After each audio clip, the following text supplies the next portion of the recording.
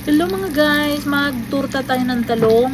Nagsislice ako ng malaking talong, tapos nagmix ako ng itlog, onion, maraming onion guys, tomatoes, at saka kunting salt and garlic pepper. Then binubudbud ko ng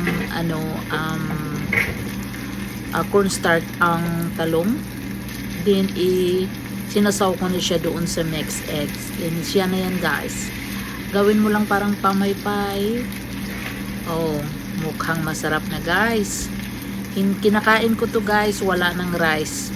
Huwag muna tayong mag-rice. Kasi ang rice ay ewan.